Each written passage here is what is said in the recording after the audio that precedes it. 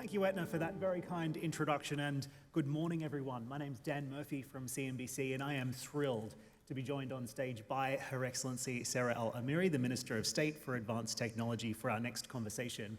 We're going to talk a little bit today about this nexus between decarbonisation and technology, which, of course, Her Excellency has vast expertise in, and we're thankful for you for sharing your insights and knowledge with us.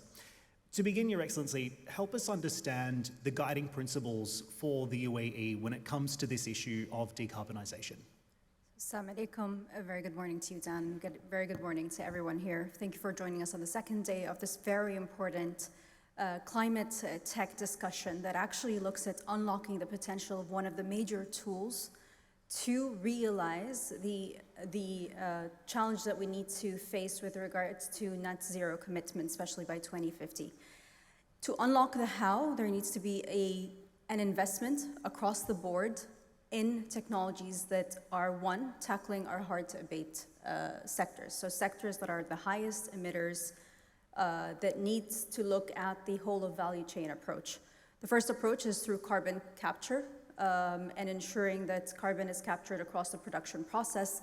The second is a mechanism to ensure that you're unlocking the value chain. So it's a whole of value chain effort in terms of where you're sourcing your raw materials, what type of energy is being utilized, how do you ensure there's efficiency across the value production, and every single question here is addressed by a certain technology that is deployed across that value chain. In an industry-to-industry perspective, the UAE has committed, especially in the hard-to-abate industries, to lower the carbon footprint, to find mechanisms to reutilize carbon, to diversify its sources of energy, and to ensure that cutting-edge investments is being made in research and development to uplift the production process and ensure that technology, again, remains at the heart of creating an impact. Now, the question is why? At the end of the day, we're not going to meet our climate commitment if it's going to be disruptive to our economies.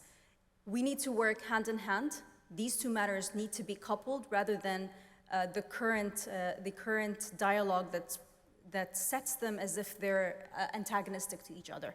You can unlock potential if you invest correctly in the necessary research. You pinpoint cutting-edge technologies at the right portion of the value chain, because at the end of the day, it's going to increase efficiency and increase production, therefore have the necessary economic impact. Then comes, of course, the various policies that need to be in place on a national perspective to ensure that a whole of system approach gets towards a net zero commitment that different countries have worked towards. And finally, we create on the positive sides of this, new industries that are green technology industries and feed into this new ecosystem that is formed. So it is an impactful mechanism and an actual proactive mechanism to ensure that there is the correct impact and the correct unlock on the how. Your Excellency, before we talk about some of the solutions, let's talk about the problem at hand. We know that our region is particularly vulnerable to climate change. We're already seeing rising temperatures in addition to food and water scarcity. What is the risk for the UAE? So the UAE will feel the effects of climate change. We are seeing weather systems transform quite drastically around the world, and in some cases, quite unpredictably. So let's get to the fundamentals of what you require for life as a source of energy, access to water, and access to food. All of these are disrupted by the climate change that we see here today. And how do you tackle those? One, access to better food production systems that utilize less energy. So you need to still tap onto your nexus, and less water and produce less waste. And that's where agri-tech is being heavily invested in the UAE to ensure that these processes are scalable and actually developed for the UAE's utilization. Then comes water protection, water production, and water use. So getting access to better mechanisms to desalinate water at a higher efficiency with a lower utilization of energy. You will always go back to this nexus in terms of your production process, and a lot of it is invested in by the Emirates through research and development funding, where we've committed to raise R&D spend to 2% of GDP. And a lot of the elements of our R&D prioritization lies in unlocking the potential of these challenges that we're going to face by default due to the climate change that is inevitable. Dr. Sultan mentioned something that was very important. This COP is a global stocktake, but we are all experiencing that we have not reached anywhere close to our target, which means that countries such as the Emirates, the region, is going to be impacted, and the global south and countries that did not create the climate problem is going to be impacted even more. And it's this nexus that needs to be tapped into quite drastically. The third is energy. The UAE has committed for close to 2 decades now in lowering the costs of access to renewable energy, especially solar energy, through its investment opportunities, through driving transformations in development across the sector, through ensuring the adoption at scale to come into play. And we heard yesterday the numbers of the cost of producing solar energy. Now, this is not only important for the Emirates, but it's actually going to unlock potential around the world. And Dan, something that's very important that we all need to keep in mind is consumption. So you're going to put technology across your production processes to lower emissions, but again, there's an awareness of consumption and changes in how we consume and consumption trend that also needs to be embedded, and that's more of a societal factor that also needs to eventually transform and change. Changing the mindset of the consumer, yes, as you say. I wanted to ask you specifically about the economic issue at hand as well. It's not lost on anyone in this room that the UAE is indeed one of the largest producers of oil and gas in the world. Those oil and gas exports are still critical for the UAE economy. So what impact will decarbonisation have on the economy here and the economies of the region?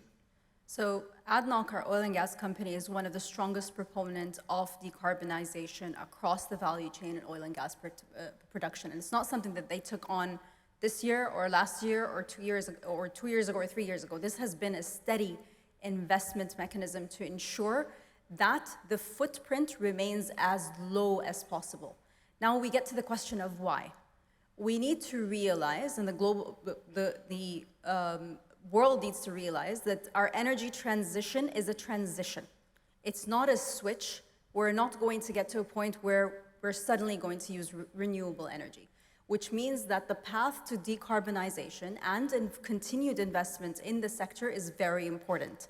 In parallel with this, the Emirates does not stop at ensuring that its carbon footprint on its existing industry is lowered as much as possible. We have invested in nuclear energy, and we have invested in solar energy, and ensuring that the mix of energy continues to evolve as a nation is imperative to our development and path moving forward. So, conscious management of hard-to-abate industrial sectors is very important. You're not going to suddenly stop using raw materials, petrochemicals, aluminum, steel, cement. It's not going to be a switch where we close down those productions suddenly. So we need to manage with what we currently have and manage those sectors correctly. And there are mechanisms to do that. And we do have examples today, not 1 or 2 examples, but several examples on the ground where impact has been significantly reduced and still remains and allows for those sectors to continue without disrupting the global economy. I had a really fascinating conversation with His Excellency, the Economy Minister, this week in Dubai. We were on stage at a similar event. And he told me that in order for the UAE economy to reach its goal of doubling in size in the next 7 years, it has to grow at a rate of 7% in each of those 7 years, which is a very, very ambitious goal. But there's also a view out there that you cannot have economic growth and decarbonisation at the same time. It's said that these two things cannot be mutually exclusive. Is that fair? It's not a fair assessment, and that's the wrong way of looking at it. So I can explain to our Minister of Economy is here, and I can explain to the same thing that we have in industry to support the doubling of the economies, doubling of the contribution of the industrial sector to the economy by 2031. How are we doing that from the get-go? There is a conscious purpose where the Ministry of Industry is coupled with advanced technology. So across our advanced technology portfolio within the Ministry of Industry and Advanced Technology, we are working today with key industrial players to increase their productivity. Now, to increase productivity of and production processes, what you effectively do is increase efficiency. So you deploy technologies across the production process to ensure that there is efficiency, again, across the production process. And what does that lead to? Reduction of waste, better utilization of raw materials and inputs, and better and more effective outcomes. So with the same inputs, you're able to maximize what the outcomes is going to be.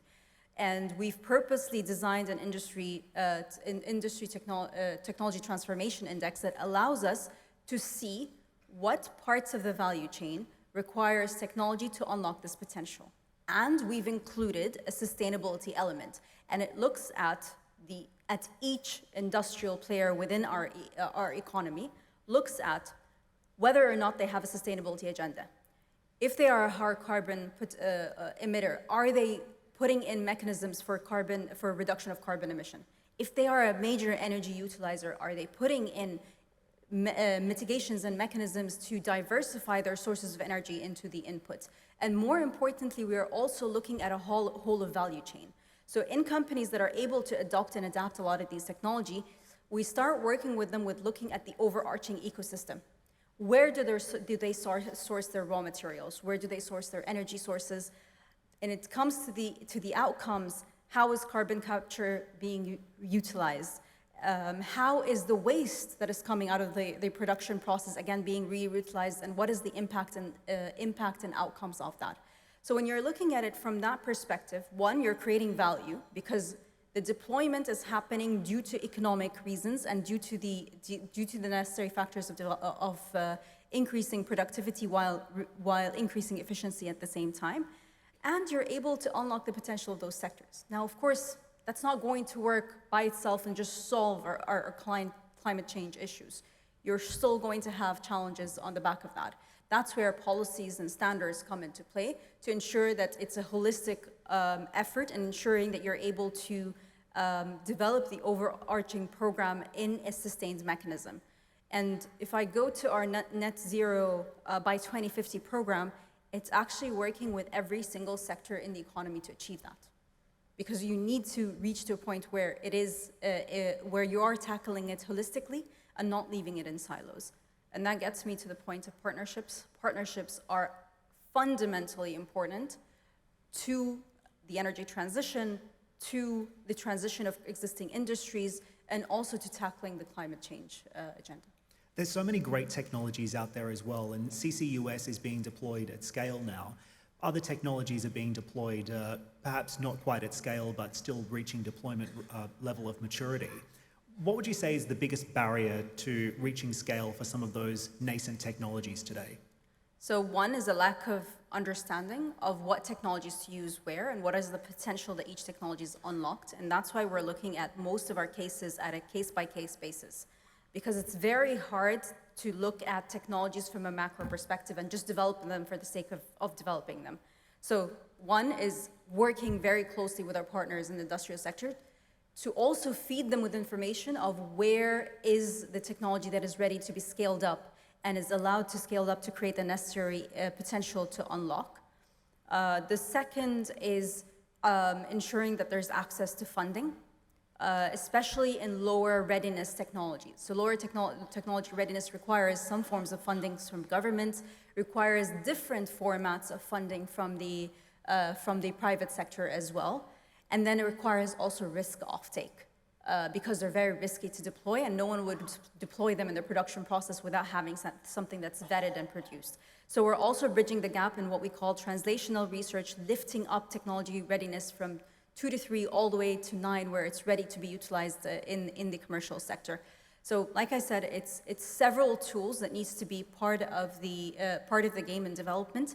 And it's dialogue that is absolutely and fundamentally important to this overarching mechanism. So I can speak to the first of our series of climate dialogues that we've had this year, and it's put into place to inform policy, and that's unlocking the hydrogen value chain, everywhere from production all the way to utilization, and includes transportation and utilization and transformation of hydrogen. And we had a very interesting discussion yesterday using government entities together with the private sector to ensure that it's a holistic approach. And the outcomes continues to be understanding and learning what those technologies can unlock, where is the potential, and identifying where the potential is, putting together the necessary instruments, and it goes into policies and regulations that need to be into place, offsetting risk, and more importantly, understanding what do you want to unlock. So expand on that for me. On the policy front, what are the policies and regulations that need to be put in place in order to incentivize industry and the private sector to transition to lower carbon? So the first I spoke about is our Technology Transformation Index. What we're doing with the Technology Transformation Index is once you get that index and start investing in technologies across your value chain, you get access to loans from the Emirates Development Bank, where we partnered up with them. There's 5 billion dirhams for technological advancement. And like we said, sustainability is an element there.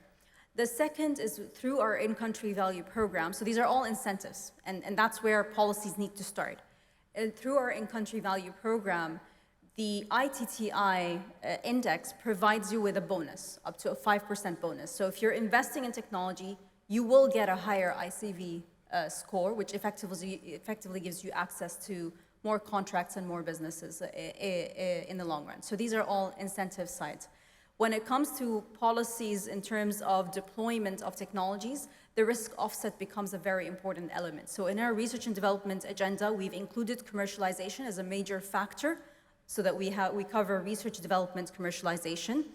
Lots of elements goes into it in terms of building capabilities and bringing in capacity and growing capacity, bringing access to funding such as grants to be put into place to allow for the scale up of technologies and deployment of technologies. So this is just a few examples of elements that countries can deploy to level the playing field and actually work towards an overarching objective towards climate. And from a country level, how do you also ensure that those with less means, poorer countries, don't get left behind on this decarbonisation agenda? Because having a wealthy country like the UAE doing something is obviously very important, but if there are high emissions countries that don't have the financial capabilities to make progress on decarbonisation, then the problem is shared between the region and all of those countries. That's why the UAE has several alliances. So we've got alliances on agri-tech, ensuring access to agri-tech across countries. There's ones on healthcare as well, because that's important in terms of the disparity that currently exists around the world. Our COP28 presidency, Dr. Sultan, is pushing quite hardly with a lot of entities around the world to ensure that access to climate finance is just and access to climate finance is diversified in the necessary mechanism that it needs to be. And then pushing in the agenda of discussion of technology transfer and the need for technology know-how to be transferred to different countries based on the needs of those countries and based on the needs of the specific countries. This includes the investment that the UAE does in renewable energies across the world, including in developing countries.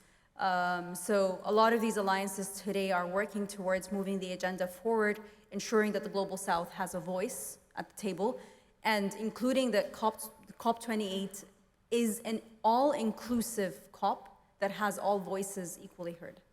I was also looking over some numbers just recently with regards to what you're talking about, and I think the volume and quantity that has been spent is just extraordinary. So in the UAE, $40 billion has been invested into renewables alone in the last 15 years. And the country is going to invest $160 billion in the next 30 years. $16.8 billion has already been spent on renewable energy ventures in 70 other countries around the world. So that outreach is obviously really important. But I guess the question is, how much more do you want to spend? This shows a real drive that the Emirates has towards ensuring that there is investment, and it's global. So a lot of our programs, they do have local implications, but they all have a global spirit in terms of impact. And it goes back to the Emirates ensuring that this is a shared value proposition, and it's a shared issue. It's an issue that planet Earth is facing all together, societies around the world. And it's going to impact all countries in one way or another. The impact might be different, the time scale might be different, but there's going to be an impact on everyone living on this planet. So inevitably, ensuring that we can leverage these investments to garner more investments and create a wider ripple effect and a wider sense of responsibility towards the global change. I also wanted to get your reaction to the comments that Dr. Sultan made, because these were obviously very, very important coming into COP28. He said, this will have to be a COP of how, and this is something that Etna was alluding to earlier. He wants to translate what is agreed inside the COP negotiation room into practical actions in the real world. So what is the call to action now, and how do you make sure that COP28 is going to be a success when it comes to actually delivering change? So an all-inclusive dialogue is extremely important. Having only a portion and a segment of society and activists being part of the discussion without bringing industry in is not going to get us an effective solution. And when we talk about effective solutions, we need to tackle the biggest problems in place. Access to technologies, access to financing, and an effective mechanism to actually get to carbon neutrality across the world. Action on the ground. There needs to be policy changes from a global perspective and local perspective in terms of implementation. And we need to effectively work with countries to be able to provide them with necessary resources to address climate change. Those are all action-oriented. And that's what we've been implementing here in the Emirates. And again, it's not something that's been implemented this year because we're hosting COP28. It's something, like you said, we've been investing in for well over a decade and a half. And we will continue investing in it and ensuring that a lot of our partnerships have those underlying elements. And in the UAE, this is very much a government-led initiative. How do you get the private sector on side? It's both. It started off as a government-led initiative, but today it's a partnership-led initiative, and in some cases, they're ecosystem-led initiatives. The way to get it is to get buy-in. And what the government always brings to the play is initial financing to offtake risk and to create opportunities. Once those three are delivered, it then becomes an active partnerships towards development. And a lot of the examples that we're currently working on is with active engagement with our Champions Network, which is a group of companies that are well-versed in advanced technologies and deployment of advanced technologies, together with existing SMEs that exist within the Emirates, to be able to produce the outcome. So as you're moving forward towards transformations, especially in large challenges that the world is tackling, the only mechanism to do it is a whole of ecosystem drive that is deeply rooted in partnership, where different segments of the ecosystem take on a different role, but they need to work collectively and they need to work effectively to drive the change forward. And Your Excellency, as you look ahead to the future, as someone who thinks about the future quite often, how do you see the access to finance, the role of technology, partnerships and policy evolving over the next 10, 20, 30 years? It needs to, the way that we approach policy and financing needs to change. So policy making and financing has been done for quite a few times, so we've boxed ourselves globally into a standard mode of operation. That standard of mode of operation needs to be disrupted and re-looked at and re-examined based on our needs today. If you're talking about a rapidly changing world, then you need an agile policy-making mechanism, and a mechanism where financing and funding becomes adaptable to the changes that are and unknowns that are in place, and a new mechanism to mitigate risk from a financial perspective as well. Without this continued and iterative approach to design, policy-making, financing models, we're not really going to get anywhere. Because, like you said, the future is fast changing. The challenges that we are facing, that we thought we're going to face in the future, we're actually facing right now. Whether or not we want to acknowledge it is a different matter, but the mechanism of tackling it needs to be more proactive and it needs to be more agile. And I'll give you the opportunity to make some closing remarks as well, but I also wanted to give you a chance to perhaps send a message to the visitors who have come here today from around the world and around the region, particularly those in the private sector who are developing some of these technologies. What can they do here in the UAE and around the region to advance the work that they're doing and bring forward the solutions that they're providing? So the first is being a global voice in the need for change and the need for proactive change and the need for commitment and collaboration, ensuring that access to finance, again, is in place, and ensuring that access to technology is actually done seriously and does not include any barriers to export and deployment mechanisms. In terms of what we can do is continue to collaborate together. No one entity or one segment of our economy or one segment of society is going to solve this problem. And it needs to be solved collaboratively, and it needs to be solved together. There's no mechanism where we're able to unlock the potential without understanding needs and bringing in all the levers that I spoke about earlier at different points to be able to unlock the potential as we move forward. And Your Excellency, your closing thoughts?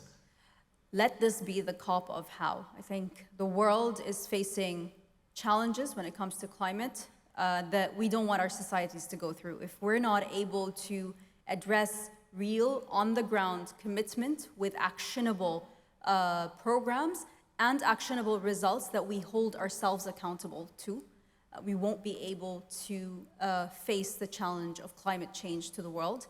And the second is a realization that climate change is impacting everyone, and the footprint that you have as a nation or as individual societies might impact other regions in the world. So it's that shared sense of responsibility is what needs to drive the how. Your Excellency, thank you so much for sharing your time, your knowledge and your insights with us. We appreciate it. Thank you. Ladies and gentlemen, Her Excellency Sarah Al-Amiri, the UAE Minister of State for Advanced Technology. Thank you again.